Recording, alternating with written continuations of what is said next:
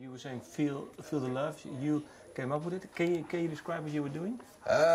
It was a lot. I was actually working at the time. I used to be like a teacher at school. And what did you teach? I was teaching. It wasn't actually a subject. It was like a bit like a head of year. I don't know if they have them, but I mean, it's basically you look after a year group sort of thing.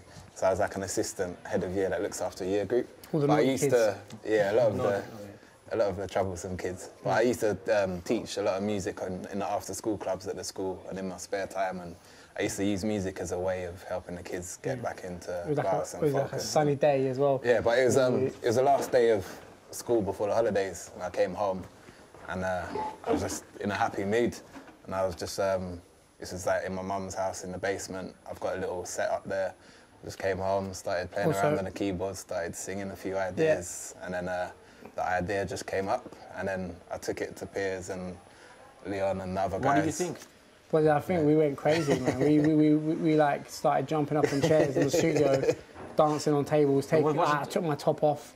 Like the immediate reaction at the minute we heard it was like a good feeling. And ever since then, we've just like we worked really hard to try and. We didn't even think about the charts. We didn't think about being where we are now. We just like loved the song and was like, right, let's get brass on it. As good as possible. Yeah, and then I bumped into John Newman, the singer, in a pub in London, and we saw him perform. It was just a talent show. Yeah. And, yeah, so he sang at the talent show at the pub, and he blew us away, and we were like, we should try him on that idea that you had the other month.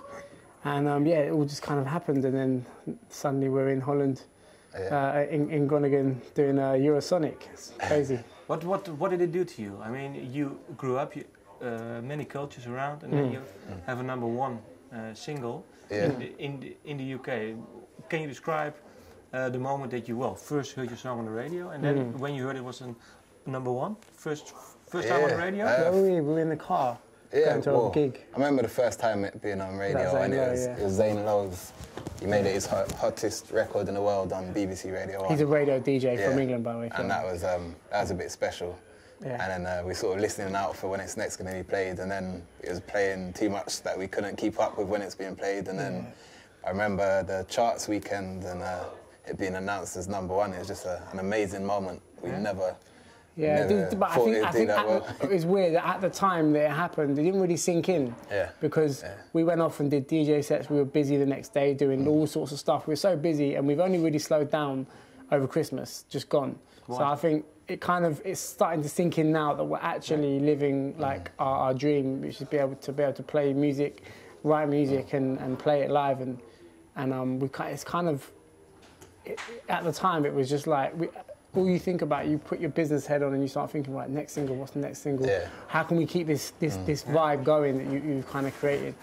So, how do you stay away from the business side? Well, I mean, you can't get too involved in it. I mean, just we started thinking about what our next music we're going to make. I mean, obviously, it's always good to have your business head on, but it's important to have people around you that you trust. And that can deal with that for you. Yeah, the most important thing for us is to concentrate on the music, and not have to think about the business, and just do what we like and make the music we enjoy making.